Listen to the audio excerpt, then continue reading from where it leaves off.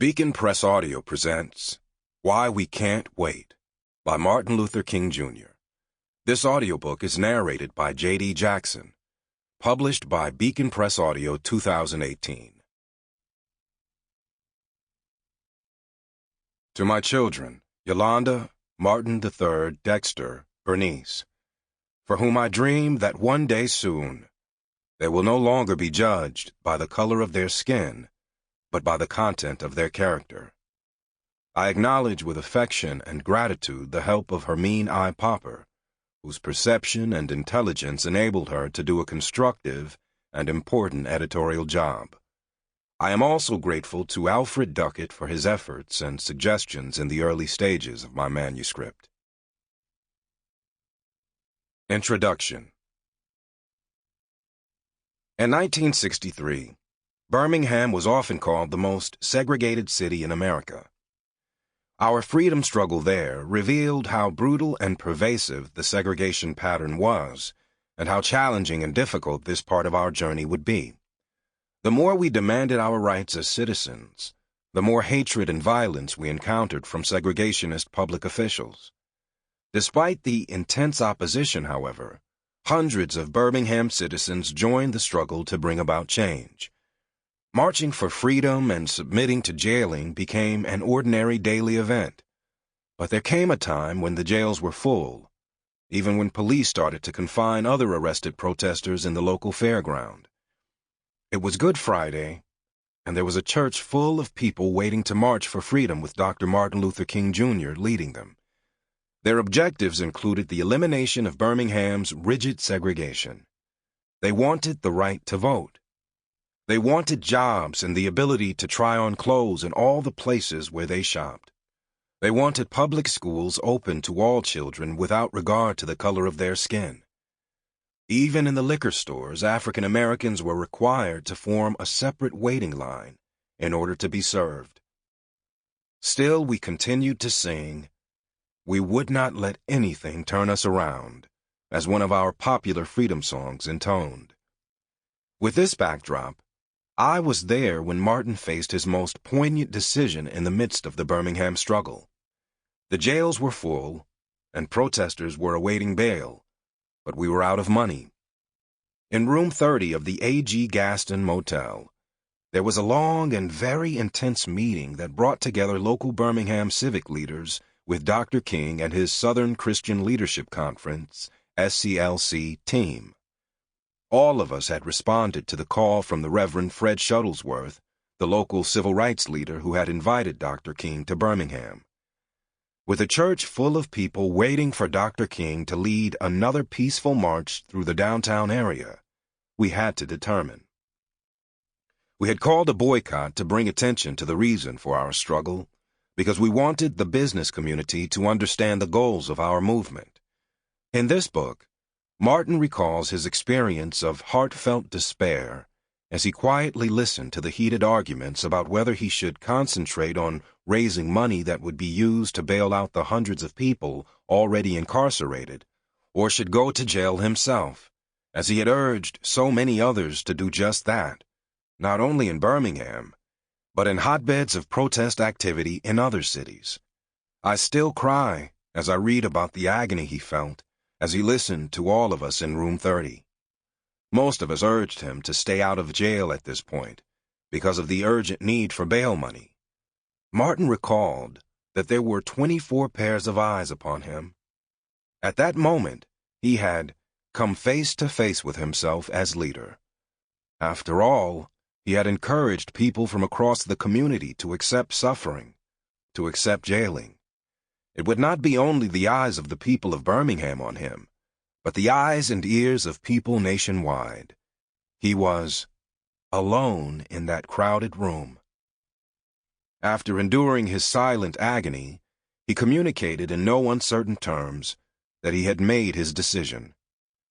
Without saying anything, he stood up and walked into the adjoining bedroom. When he re-entered the parlor where we were gathered, he had put on his marching clothes. We could see that there was no longer a need to ponder his choices. Words could not have communicated more powerfully that he had made his decision. the debate was over. He later explained that he could not encourage hundreds of people to make a stunning sacrifice and then excuse himself. We stood, made a circle, and crossed and held hands, as was our custom, and sang, "We Shall Overcome," the anthem of our movement. Some of us sang with tears in our eyes. It was a powerful moment. Martin's decision to go to jail was a crucial turning point for the civil rights struggle. Although he was placed in solitary confinement, his spirit was lifted when his lawyers were finally allowed to visit him. Clarence Jones brought the encouraging news that Harry Belafonte had been able to raise $50,000 for bail bonds. Those of us who participated in that argument in room 30 of the Gaston Motel realized that Martin had made the right decision, both morally and tactically. While in jail, Martin would write his most profound explanation of our nonviolent strategy. His now well-known Letter from Birmingham Jail was a response to a group of white Birmingham clergymen who severely criticized him as an outside agitator. Martin's detailed defense can be summarized in the poetic line, "Injustice anywhere is a threat to justice everywhere." Soon the whole country, and indeed the whole world, would take note of our work in Birmingham, our determination to be free. In this book, Dr. King explains in the clearest way I've ever heard how nonviolence, the sword that heals, can become a powerful tool to transform, and thereby to transform systems designed to abuse people. He explains how all African Americans involved in our own liberation struggle came to embody the dignity of moral conviction and self-sacrifice. Importantly, he explains here how the way of nonviolence heals the oppressed as well as the oppressor. Rather than simply expressing hurt, anger, and victimhood, oppressed people can experience the healing necessary for bringing about the beloved community. It had indeed been Bull Connor's Birmingham, but with Martin Luther King Jr. and Fred Shuttlesworth and other committed people working together, there emerged a new day in Birmingham. Another tool Dr. King describes in this book is the importance of freedom songs.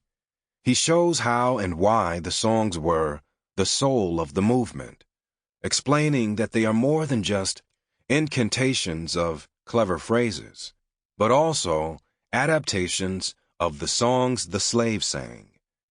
We learned some important lessons in our Birmingham struggle, and we need to apply those lessons now. As Martin said, we can't wait. We cannot wait because the jails are full of young black men, including many who are fathers but unable to parent their children.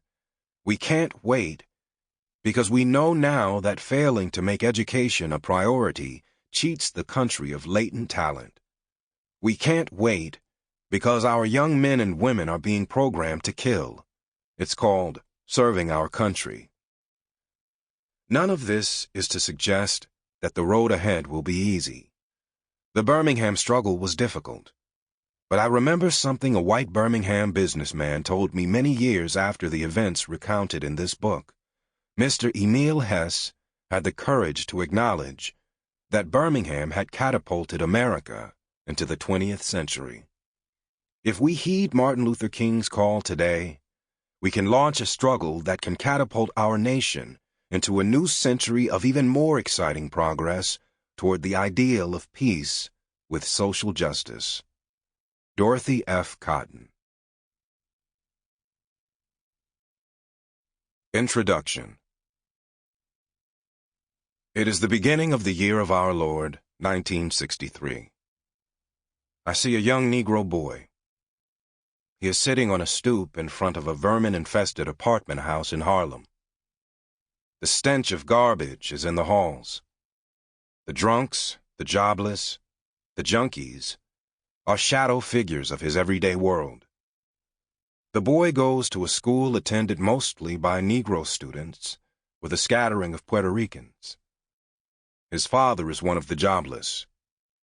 His mother is a sleep-in domestic working for a family on Long Island. I see a young Negro girl. Sample complete. Ready to continue?